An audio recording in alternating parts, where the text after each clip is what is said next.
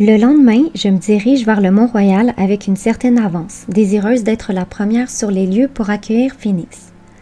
Le trajet en voiture avec ma grand-mère m'a procuré un sentiment de réconfort. Bien que l'excitation fiévreuse de la veille se soit quelque peu dissipée, elle a été remplacée par une appréhension croissante face à tout ce qui m'attend. Alors qu'elle garde la voiture sur le parking, je laisse échapper un soupir. « Grand-mère, et s'il ne venait pas? » « Ma chérie, tout se passera bien. Phoenix sera là, je te le promets, répond-elle avec assurance. Toujours tourmentée par l'idée qu'il pourrait changer d'avis, je commence à m'agiter sur mon siège. Comment peux-tu en être certaine? Parce qu'il t'aime et il a énormément souffert pendant votre séparation. Je fronce les sourcils. Comment sais-tu qu'il a souffert? Je le sais car nous nous sommes vus à quelques reprises. Je devais m'assurer qu'il ne fasse pas de bêtises. Des images surgissent dans ma mémoire. La morsure dans son cou après cette soirée aux messes où tout a basculé et l'échymose sur sa joue lors de notre rencontre au parc Wilfrid Laurier. Avec qui il s'est battu, je demande. Anna, il va tout expliquer. Allez, va maintenant, dit-elle doucement. D'accord, grand-mère. Merci de m'avoir accompagnée. Je sors de la voiture et monte la fermeture éclair de mon manteau pour me protéger du vent d'automne qui souffle. Malgré quelques rayons de soleil qui percent à travers les nuages, l'air est frais. Je m'arrête au belvédère pour profiter de la vue un moment, prenant le temps de respirer profondément. Une fois ressourcée, je rejoins le sentier que Phoenix et moi avions emprunté lors de notre premier rendez-vous. Dans la forêt, l'atmosphère est empreinte d'une tranquillité presque solennelle. Les arbres, dépouillés de leurs feuilles flamboyantes, se dressent comme des gardiens silencieux, leurs branches s'étendant majestueusement vers le ciel. Le sol est jonché de feuilles mortes, offrant un tapis craquant sous mes pas. L'air ambiant est chargé de l'odeur terreuse de la terre humide, mêlant à une fraîcheur vive annonciatrice de l'hiver à venir. Alors que j'atteins le petit pré où se dressent fièrement les totems, mon regard est immédiatement attiré vers celui qui a été témoin de notre premier baiser avec Phoenix. Cette vision fait surgir en moi un tourbillon d'émotions intenses, comme si le passé se déployait devant mes yeux avec une force irrésistible. C'est à cet instant que je saisis enfin le sens énigmatique de sa phrase. Ferme les yeux, sinon tu risques d'être projeté trop loin en arrière. Il savait que je n'étais pas prête à affronter la vérité sur notre lien de flamme jumelle. Avant de pouvoir accueillir cette réalité, j'ai dû d'abord travailler sur l'acceptation de qui je suis et sur la guérison des blessures de mon passé. Soudain, un frisson d'extase parcourt tout mon être lorsque je sens son énergie ardente irradier derrière moi. Me retournant, je constate immédiatement un changement en lui depuis notre dernière rencontre, comme s'il s'était délesté d'un lourd fardeau. Les souvenirs sombres des mois passés s'évanouissent instantanément, emportés par la force de nos retrouvailles. Sans réfléchir, je me précipite dans ses bras avec une impulsion irrépressible. Mon élan est si puissant qu'il est contraint de faire un pas en arrière pour éviter que nous chutions. Blotti contre son torse, je ressens notre connexion plus forte que jamais, comme si nous étions de retour dans le cocon de lumière que nous avons partagé au sein de la source. En cet instant magique, toute notion de séparation entre lui et moi s'estompe, laissant place à une harmonie absolue qui dissipe toutes les douleurs du passé. Ses lèvres trouvent les miennes avec une intensité indéniable, comme s'il avait rêvé de ce moment jour et nuit depuis notre rupture. Dans cette symbiose parfaite, je laisse derrière moi les soucis de cette vie, de ce monde et des épreuves à venir. Tout ce que mon cœur et mon âme désirent, c'est de se fondre dans cet amour divin. Sous ses baisers tendres et passionnés, ses mains parcourent mes courbes, comme s'il voulait s'assurer que je suis bien réelle. Mon corps répond à sa chaleur et je sens que je rayonne aussi intensément que le soleil. Mais rapidement, je suis emportée au cœur d'une tornade, où le monde extérieur semble tourbillonner autour de moi pendant que je demeure immobile, ancrée comme un pilier. Je réalise alors de manière très intime que la réalité que j'ai toujours perçue n'est qu'une illusion. La véritable réalité réside dans le calme, la paix et la joie qui émanent du centre de ce tumulte, dans l'œil du cyclone. Tout le reste, que ce soit les décors environnants, les expériences vécues ou les rencontres faites, ne sert qu'à un seul but. Nous ramener là où nous sommes destinés, dans cet espace sacré au plus profond de notre cœur. Pour l'éternité, chuchote-t-il à mon oreiller. Je laisse échapper un sourire en repensant à son texto. Et même au-delà, je réponds avec joie. Nous nous installons confortablement sous un arbre majestueux pour poursuivre notre conversation. Cependant, dans un geste fluide, Phoenix se rapproche soudainement et me voilà déjà assise sur ses cuisses. Je sens alors que le moment est venu de lui poser la question qui me brûle les lèvres depuis si longtemps. Comment parviens-tu à te déplacer avec une telle rapidité? Il me regarde avec un léger sourire, comme s'il avait prévu cette question depuis le début. Il y a des aspects de moi que je n'ai jamais pu te révéler, des capacités innées qui font partie intégrante de qui je suis. Je peux sentir les mouvements, les intentions, presque comme si j'avais une connexion avec l'énergie qui nous entoure. C'est difficile à expliquer. C'est comme si je pouvais voir les choses se produire avant même qu'elles ne se manifestent dans le monde physique. C'est une partie de moi que j'ai appris à accepter, même si cela peut sembler étrange. Il marque une pause soudaine, comme submergé par un flot de souvenirs. J'ai eu tellement de mal à te dissimuler cela, Anna. Chaque fois que je suis près de toi, notre connexion est si forte que je perds le contrôle et mes capacités s'activent naturellement. Mais j'avais peur que tu ne sois pas prête à accepter cette part de moi. C'est pourquoi j'ai choisi de garder cela secret.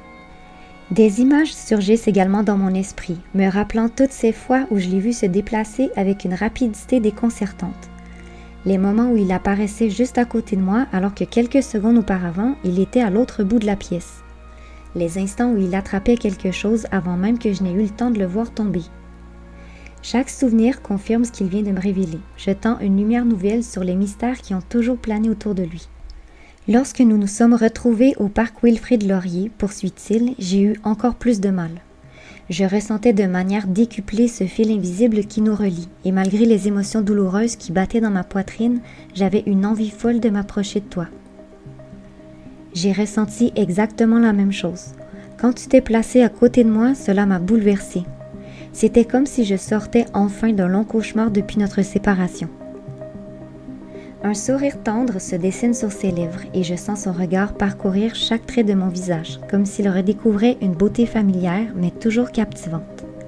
C'est alors qu'il murmure, presque à lui-même, « Tu es vraiment magnifique ». Ces paroles résonnent dans mon esprit, un doux écho de la nuit où il m'a accueilli chez lui pour la première fois.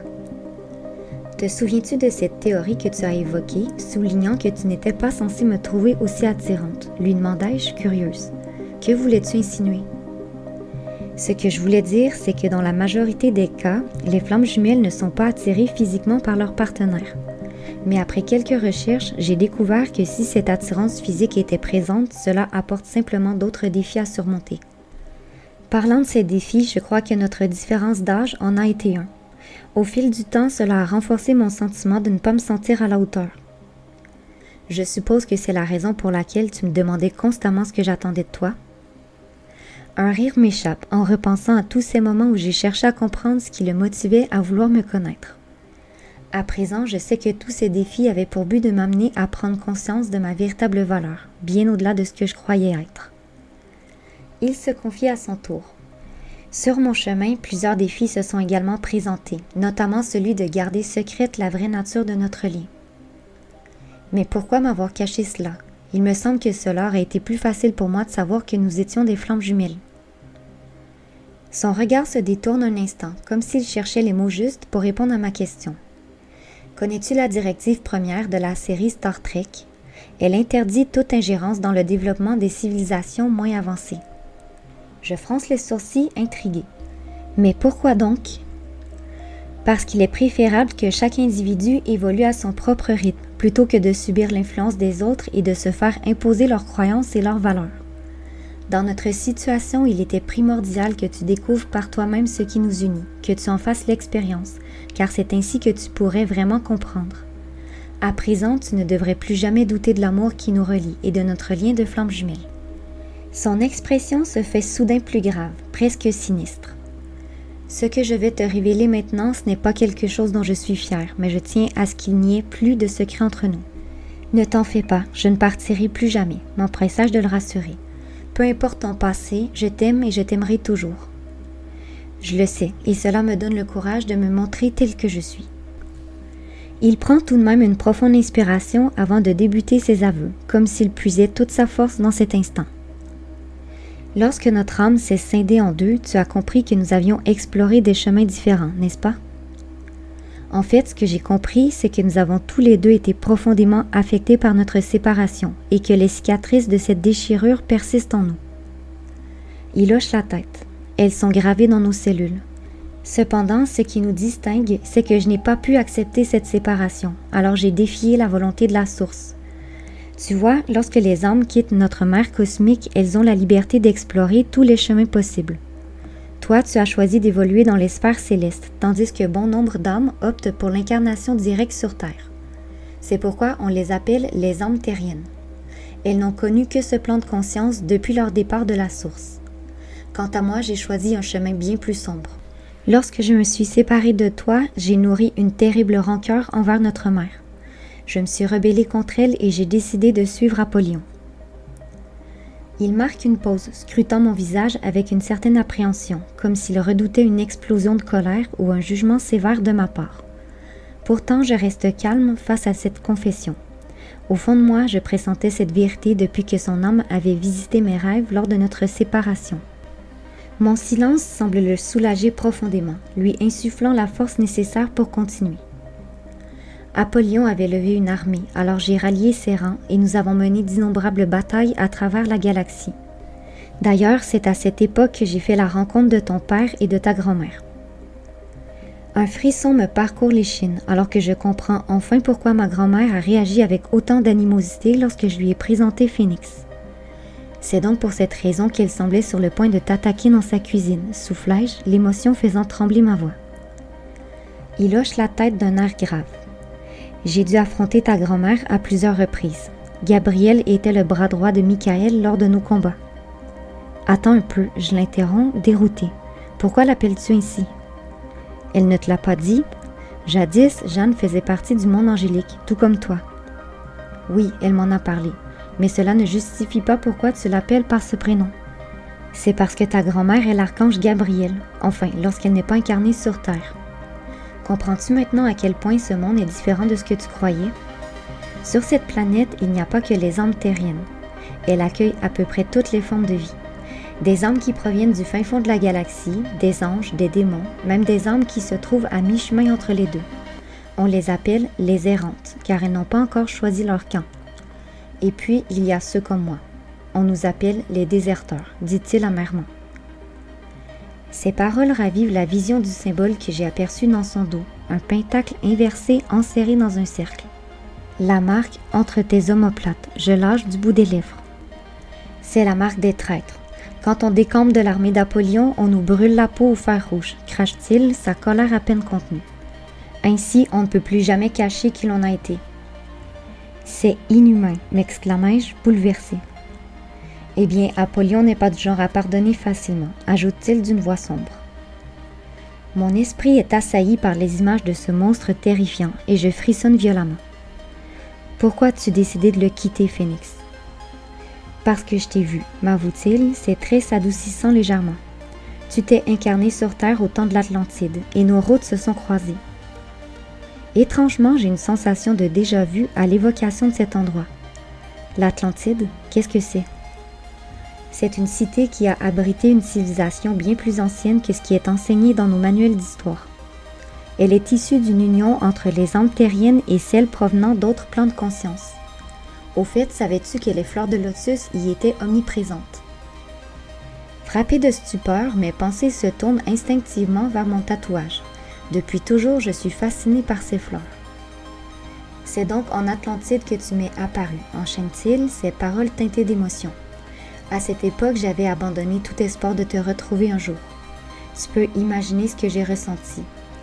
Après t'avoir vu, je suis allée trouver Apollyon pour lui dire que je voulais prendre ma retraite. Tu connais la suite. C'est donc à ce moment-là qu'il t'a marqué. Mais comment se fait-il que cette marque apparaisse sur ton corps?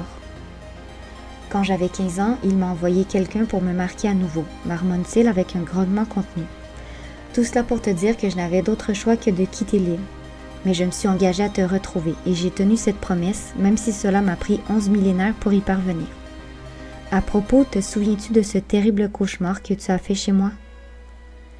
L'image de mon bébé étendu sans vie sur le sol remonte au fond de ma conscience et la douleur m'étreint. Cosma, je tremble, essayant d'étouffer le chagrin qui pulse dans mes veines. C'était donc vrai? Oui, Cosma était notre fille, murmure-t-il, sa voix révélant toute la douleur qu'il a portée depuis que la vie lui a arraché son enfant. C'était dans les années 1800. À cette époque, tu vivais au sein de la tribu des Navarros, sur le bord d'une rivière. C'est là que je t'ai retrouvée. Dès que nous nous sommes vus, nos mémoires se sont éveillées et 1 an plus tard, Cosma est né. Malheureusement, une terrible épidémie de choléra a menacé la survie de notre peuple. Les 2 tiers de nos camarades ont péri en l'espace de quelques mois et nos adversaires ont profité de cette vulnérabilité pour nous attaquer. Depuis des années, ils convoitaient nos terres.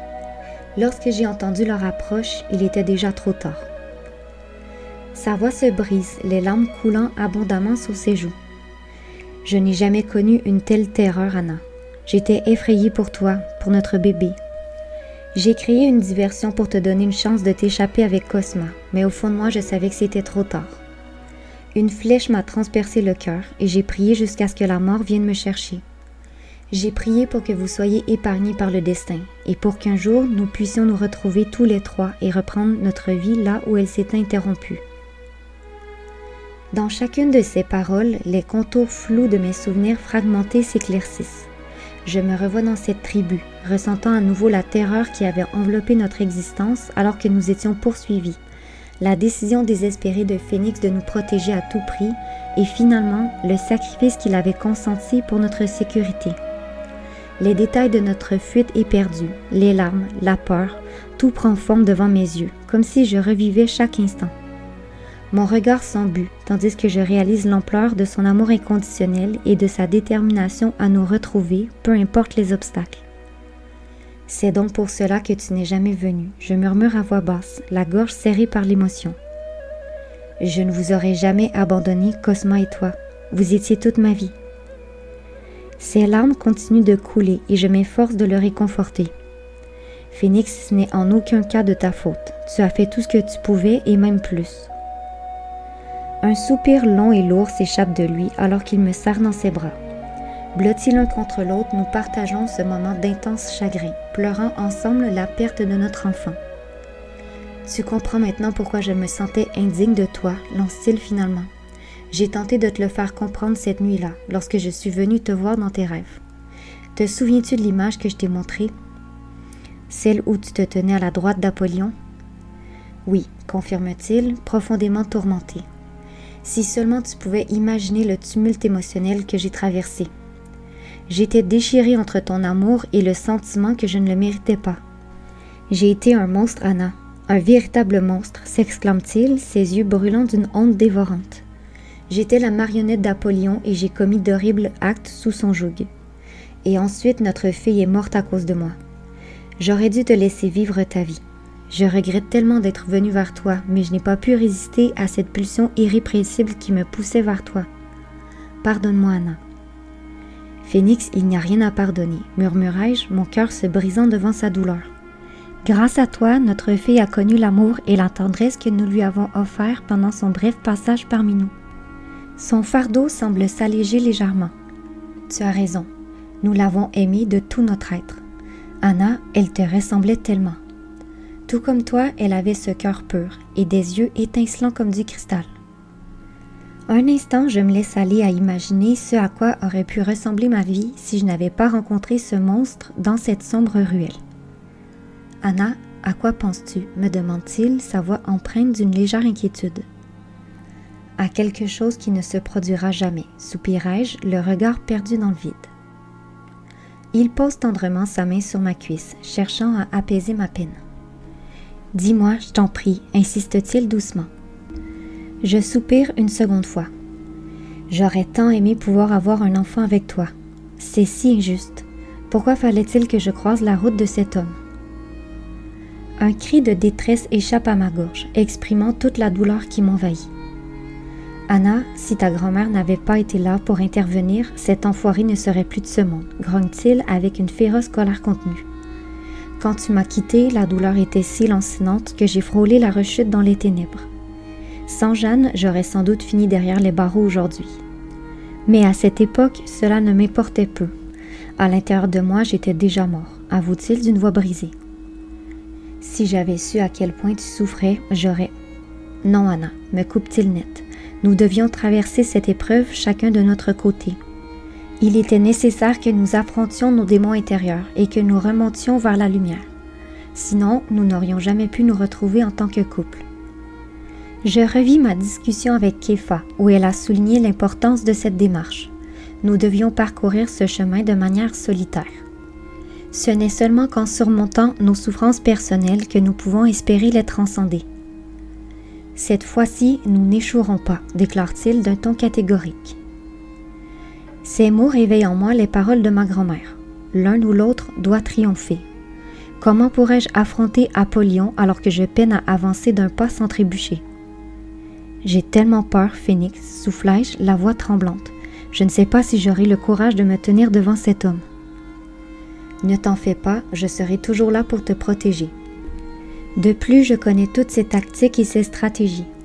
Apollyon est rusé, mais il n'est pas invincible. Et lorsque ce moment viendra, tu retrouveras toute la force de ton âme. Je laisse échapper un soupir tourmenté.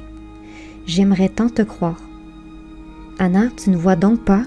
Tu es déjà 100 fois plus forte que lorsque je t'ai croisée à l'aéroport. Je fronce les sourcils. Est-ce censé être un compliment? Ce n'est pas un compliment, c'est la pure vérité. Tu étais une toute autre personne à ce moment-là. Tu te débattais avec tes propres doutes et incertitudes, mais maintenant, je vois une femme qui a surmonté chaque obstacle avec une résilience incroyable. C'est comme si chaque coup que la vie t'a donné avait ajouté une nouvelle profondeur à ton âme, te rendant plus forte, plus résolue et plus éblouissante que jamais. Entendre de telles paroles de la part de Phénix, un homme que j'admire et que je respecte tant, me touche profondément. Elle me replonge dans le parcours que j'ai entrepris depuis notre première rencontre à l'aéroport, me faisant prendre conscience de l'ampleur de ma transformation. Une nouvelle confiance en mes capacités émerge en moi, nourrissant un sentiment de fierté et de foi envers l'avenir. Cependant, pour avancer avec assurance, il me reste encore quelques points à éclaircir. J'aimerais qu'on reparle de la soirée aux messes, déclarai-je. Je suis d'accord. Je ne veux plus qu'il y ait de malentendus et pour commencer, je tiens à m'excuser sincèrement de la tournure des événements. Je suppose que croiser Aluka ne t'a pas particulièrement enchanté. Je me tâte à lui révéler mes pensées les plus profondes, mais il insiste. Anna, tu peux me dire la vérité. N'oublie pas que j'étais à tes côtés lorsque tu l'as aperçu. J'ai bien remarqué que ton visage s'est décomposé d'un seul coup. Je laisse alors libre cours à mes émotions, ma voix résonnant dans le silence du pré. Pour être franche, j'étais en colère et totalement bouleversée par sa beauté surnaturelle. Lorsqu'Aluka est apparue, elle a ébranlé les fondations de mon être et ravivé une blessure que je portais depuis si longtemps. Au moment de notre rencontre, Phénix, j'avais des doutes sur ma propre valeur et je me sentais indigne de notre amour. Cette confusion m'habitait constamment. Je me laissais emporter par mes sentiments pour toi, puis je me repliais sur moi-même par peur du rejet. Jusqu'à récemment, je ne me sentais pas à la hauteur de ce que tu pourrais attendre d'une compagne, et la présence d'Aluka ce soir-là n'a fait que renforcer ces croyances négatives que j'avais sur moi-même.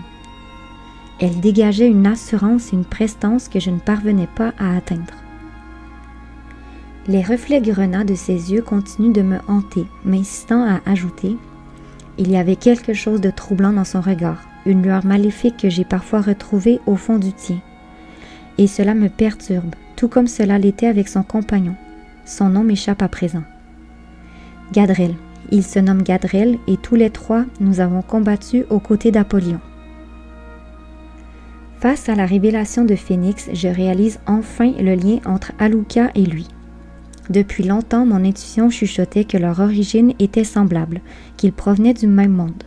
Cependant, cette connexion va bien au-delà de mes suppositions. Ils partagent un lien profond, enraciné dans l'obscurité même, une obscurité que je redoutais, mais que je suis désormais prête à affronter. Pendant notre discussion précédant notre séparation, j'avais cette certitude que notre lien d'âme, à Phénix et moi, était inférieur à celui qu'il avait avec Aluka. Mais maintenant, je comprends que ce lien n'est pas une force, mais une faiblesse. C'est un lien forgé dans les ténèbres, alimenté par des forces que je ne peux pas totalement appréhender. Alors que je médite sur ces pensées, une conviction s'ancre en moi.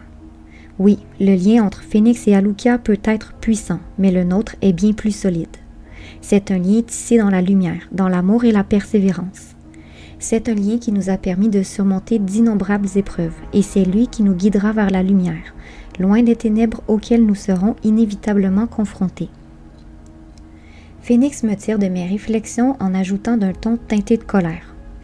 Apollyon est responsable de la scène à laquelle tu as assisté aux messes. Donc, c'était un coup monté? Sans aucun doute. L'alcool nous rend plus vulnérables à l'influence, et Gadrel et Alouka excellent dans l'art de la manipulation. Ils n'ont eu aucune difficulté à me manipuler, à toucher là où ça faisait mal pour t'éloigner de moi. Leur plan a fonctionné à merveille, mais seulement à court terme, car ils ont sous-estimé ta force. Une fois de plus, ces paroles m'invitent à méditer sur tout ce que j'ai vécu ces derniers mois, et je prends conscience de l'ampleur de ma métamorphose. J'ai enfin trouvé la paix avec cette part de moi qui doutait de ma valeur. À travers les épreuves, les peines et parfois les joies, j'ai découvert une force intérieure que je ne soupçonnais pas. Je réalise désormais que je possède un potentiel illimité à explorer et je suis soutenue et guidée par une équipe extraordinaire. Mais surtout, mes retrouvailles avec Phénix et le parcours initiatique que j'ai entrepris m'ont ouvert les portes d'une dimension plus profonde de mon être, où réside une vérité essentielle, donnant un sens nouveau à ma vie. Celle qui se tient devant moi aujourd'hui est celle que j'ai toujours su que tu étais, Anna, murmure-t-il tendrement. Enfin, tu te vois à travers mes yeux. Il me fait alors descendre de ses cuisses et s'agenouille devant moi. « Mais qu'est-ce que tu fais » lançai-je, intriguée. Après 2 éternités à te chercher dans tous les coins de la galaxie, je n'attendrai pas une seconde de plus avant de te le demander. Dans un souffle, il poursuit. « Est-ce que tu veux me faire l'honneur de… » Il s'interrompt un instant et je sens son hésitation.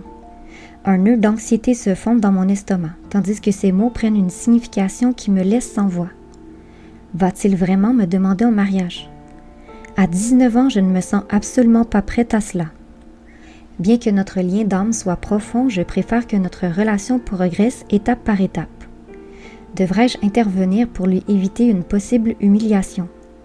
Cependant, avant que je ne dise quoi que ce soit, il admet qu'il n'a pas l'intention de se marier. Tu as intercepté mes pensées, je marmonne, me sentant un peu gênée. J'espère sincèrement ne pas l'avoir offensé. Son regard se fait doux, comme pour me rassurer. Ne t'en fais pas, je comprends tout à fait tes réticences. Mais ce que je voulais vraiment te demander, c'est si tu acceptais de venir vivre avec moi. Pour ma part, je me sens prêt à franchir ce pas, avoue-t-il, scrutant mon regard avec attention. Je détourne légèrement les yeux pour protéger mon intimité. Sa proposition me prend de court et je suis submergée par un flot de pensées. Tout d'abord, je suis consciente de mon inexpérience dans le domaine des relations de couple. Vivre avec lui, qu'est-ce que cela impliquerait réellement? Ensuite, je songe à mes parents et à leur réaction potentielle si je choisis d'emménager avec un homme que je connais à peine depuis quelques mois. Leurs craintes, leurs attentes, tout cela me pèse sur les épaules. Et puis, il y a ma grand-mère, dont le cœur serait lourd si je devais partir.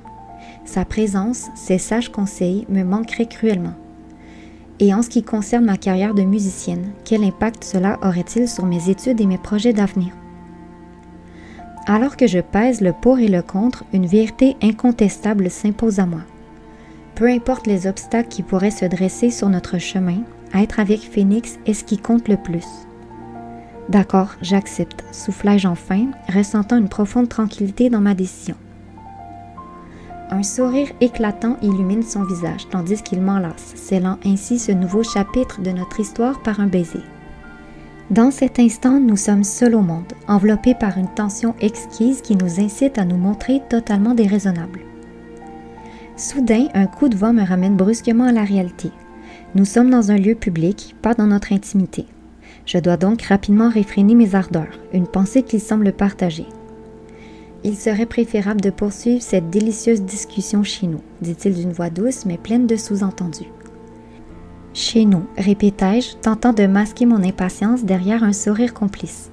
Mais je vais devoir passer un coup de fil à ma grand-mère. Je ne veux pas qu'elle s'inquiète. Un léger rire s'échappe de ses lèvres. Pourquoi cet air amusé, je demande, les sourcils froncés. Anna, tu n'as pas encore compris? Compris quoi? Je réplique, l'agacement pointant dans ma voix. Ta grand-mère médite souvent, n'est-ce pas? Oui, régulièrement. Chaque fois que je la croise dans le salon, elle reste parfaitement immobile, comme si elle fixait quelque chose que je ne peux pas voir. Il m'explique alors que grâce à la méditation, elle atteint des états de conscience modifiés, ce qui lui permet de voyager à travers le temps et l'espace. Ta grand-mère maîtrise en réalité l'art de la vision à distance. Elle peut projeter son corps astral en dehors de sa forme physique pour se déplacer librement, ajoute-t-il. Mes yeux s'écarquillent de stupeur. Comment est-ce possible? C'est possible car notre corps astral est affranchi des limitations spatio-temporelles de notre dimension physique. Et à quoi ressemble ce corps? Demandai-je, intriguée. Il adopte une forme semblable à la nôtre et peut voyager où bon lui semble. Lorsque ta grand-mère entre en transe, une partie de sa conscience se transfère dans ce corps, lui permettant de se retrouver à plus d'un endroit en même temps. Elle peut être dans son salon tout en ayant son corps astral ici, dans ce parc. D'ailleurs, elle nous observe actuellement. L'idée qu'elle ait pu être témoin de nos gestes intimes me met profondément mal à l'aise. Tu veux dire qu'elle a assisté aux caresses que nous venons de partager? Il rit. Ne t'en fais pas, elle ne s'intéresse pas à nos échanges amoureux. Elle veille simplement à ton bien-être et à ta sécurité. Oui, mais elle sait que je suis avec toi. Elle n'a donc aucune raison de s'en faire. C'est vrai, la curiosité l'a peut-être emportée, qui sait. Indignée, je lève les yeux vers le ciel. Grand-mère, ce n'est pas poli de m'espionner ainsi. Et maintenant, rentrons, dis-je en me dirigeant vers le sentier. J'ai hâte de revoir ta magnifique demeure. Notre demeure, précise-t-il, son ton empreint de joie à l'idée de partager son foyer avec moi. Nous parcourons quelques mètres dans un silence paisible avant qu'une pensée ne me traverse l'esprit. Au fait, comment sais-tu que son corps astral est ici? Tu peux le percevoir d'une manière particulière? Eh bien, je sens sa présence de la même manière que je sens l'énergie qui nous entoure. C'est une autre des mystérieuses capacités qui font partie de moi. Concernant ces capacités, as-tu également la faculté de voir à distance? En fait, cette capacité est innée chez tout le monde, mais peu de personnes parviennent à la maîtriser. Ta grand-mère a consacré des années à développer cette compétence de façon sûre et efficace. Au début, elle ne pouvait jamais prédire où son corps astral l'emmènerait.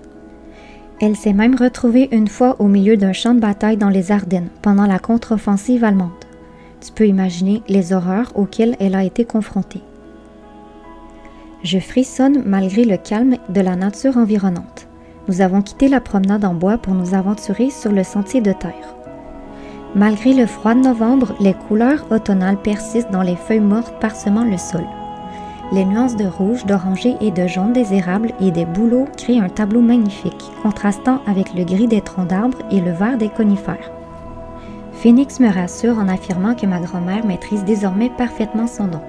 « Et toi, que contrôles-tu » demandai-je, intriguée par ses étonnantes capacités. Au même moment, je trébuche sur une grosse racine traversant le sentier. Il soupire légèrement.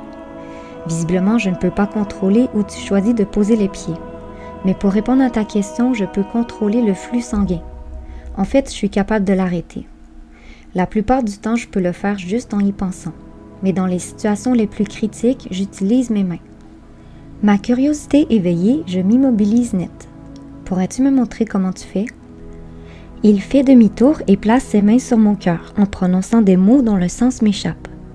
Dans quelle langue t'exprimes-tu? Je l'interroge. C'est du sanskrit. Et qu'est-ce que tu as dit?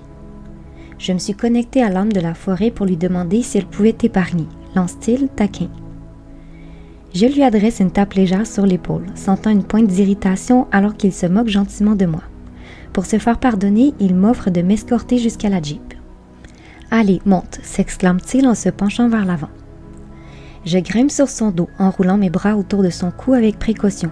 « Tu es sûr que ça va aller? » Avec tes 50 kilos, aucun souci. Mon pactage à l'armée pesait plus lourd que toi, déclare-t-il en marchant d'un pas assuré. Son aisance ravive ma jalousie. J'aimerais tellement avoir sa dextérité, mais c'est une lutte perdue d'avance. À part ton contrôle sur le sang et cette faculté à ressentir l'énergie qui t'entoure, possèdes-tu d'autres dons? Je lance d'une voix envieuse. Eh bien, mes capacités médiumniques sont assez développées, ce qui me permet de bien cerner les gens. Il me confie ensuite qu'il n'est pas affecté par le voile de l'oubli, cette barrière énergétique qui recouvre notre mémoire, nous empêchant de nous souvenir de nos vies antérieures et du parcours de notre âme avant notre venue sur Terre. Cette révélation me rend encore plus envieuse, bien que cela fasse quelque temps que je le soupçonnais. J'avais commencé à entrevoir la vérité quand j'ai réalisé qu'il se rappelait clairement de ses origines et de notre lien de flamme jumelle, alors que pour la plupart des gens, ces connaissances restent voilées. Donc, tu te souviens de tout depuis ton départ de la source? Oui, répond-il. Pourtant, il ajoute avec un léger soupir, mais ce n'est pas toujours une bénédiction de ne pas oublier. Après avoir entendu ces mots, je ressens une empathie profonde pour lui, reconnaissant la complexité de son existence et la force qu'il doit déployer pour y faire face chaque jour. Pour clore le chapitre sur mes capacités, enchaîne-t-il rapidement, comme s'il avait hâte de passer à autre chose, il m'arrive d'avoir des visions comme celles que j'ai eues avant de te rencontrer. Je décide de le taquiner pour détendre l'atmosphère. Alors tu savais que j'allais t'embrasser dans le cou, plaisantai-je en effleurant sa nuque avec mes lèvres. Non, mais à présent j'ai encore plus hâte d'arriver à la maison. Il augmente la cadence, contournant avec aisance les racines tandis que je resserre mon étreinte. Dis, est-ce que moi aussi j'ai des dons? Demandai-je avec espoir. Bien sûr, comme tout le monde. Nous naissons tous avec certaines aptitudes qui sont plus développées que les autres. D'accord, mais comment fait-on pour les connaître? Il te suffit de te connecter à ton ange gardien et de lui poser la question. Le tien s'appelle Kefa, n'est-ce pas? Sursautant légèrement, je demande « Comment connais-tu son nom ?» Je le connais car je peux me connecter à elle. J'arrive même à la voir et je dois dire que vous formez un duo d'une rare beauté, déclare-t-il alors que nous venons tout juste d'atteindre le parking. Il fléchit les genoux pour que je puisse descendre, ce que je fais sans aucune grâce. Devant la Jeep, il m'ouvre la portière et attend que je sois bien installée avant de la refermer, démontrant qu'il n'a pas perdu ses habitudes. Une fois le moteur en marche, il lance avec un enthousiasme débordant. « Mets ta ceinture, nous rentrons à la maison. » 20 minutes plus tard, il se gare au bout du chemin de terre.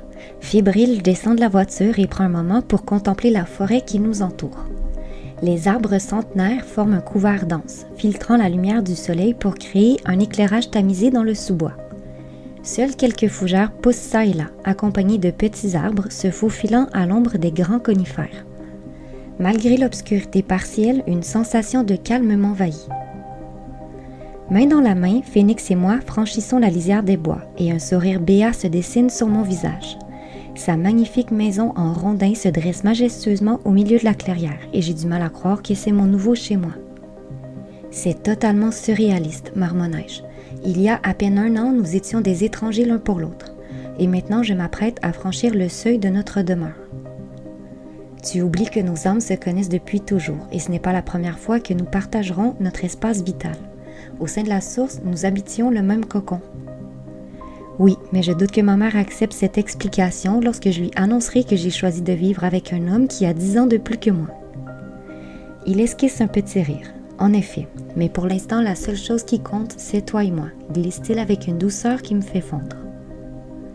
Sortant son trousseau de clés de sa poche de manteau, il ouvre la porte pour moi en soufflant « Bienvenue chez toi, Anna.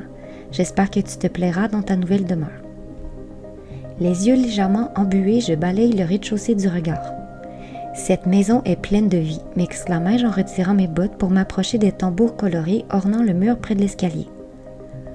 Lors de notre rupture, j'ai bien failli la vendre, m'avoue-t-il en ajoutant quelques bûches dans le foyer. « Vraiment? Mais pourquoi? » Il soupire. « Parce que chaque coin de cette maison me rappelait toi. Regarde simplement le canapé. Chaque fois que je m'installais dessus, je revivais tous ces moments où je te serrais dans mes bras. Et quand je prenais place sur le tabouret pour dîner, je me remémorais nos baisers. Mais bon, heureusement, tout cela appartient au passé. En parlant de dîner, qu'aurais-tu envie de manger? Je peux nous préparer des pâtes, proposai-je. Va t'asseoir, je vais m'occuper du repas, répond-il d'un ton qui laisse deviner qu'il souhaite quelque chose de plus sophistiqué pour célébrer notre nouveau départ. Quelques minutes plus tard, nous nous retrouvons devant un succulent plat de filet mignon mariné au vin rouge, accompagné de champignons poêlés. « Tu es un homme bourré de talent », le complimentai-je avec un sourire reconnaissant. « Et tu n'as rien vu encore », susurre-t-il à mon oreille. Un frisson sensuel et électrisant parcourt tout mon être, faisant naître une douce chaleur dans mon ventre. Tu sais, si un autre homme m'avait dit ces mêmes paroles, je l'aurais trouvé arrogant. Peut-être, mais avoue que ça te plaît venant de moi. Son regard me transperce avec une intensité envoûtante, alimentant mes désirs les plus profonds. « Tu te rappelles cette promesse que tu m'as faite sur ton canapé ?» Je lui demande d'une voix presque chuchotante. « Oui, je m'en souviens », répond-il, son ton devenant plus profond. « Je t'ai dit que je serais honorée de te faire voyager là où tu n'es jamais allé. » Je retiens mon souffle, revivant dans mon esprit les sensations exquises de nos étreintes passées. « Si je comprends bien, tu aimerais voyager avec moi ce soir, » murmure-t-il, se levant avec une grâce féline, son regard brûlant de désir. J'acquiesce, sentant mon cœur s'emballer sous l'effet de son charisme magnétique. Il s'approche de moi, inclinant légèrement la tête pour susurrer à mon oreille. « Je préfère te prévenir, ce sera un long voyage. »« Je suis prête, » déclarai-je d'une voix confiante. Alors, il me prend délicatement dans ses bras, me guidant à travers l'escalier jusqu'à l'étage. Une fois sur son lit, il retire son polo, puis se rapproche de moi à une vitesse hallucinante. Le cœur palpitant d'amour, il chuchote avec tendresse. « Pour l'éternité. »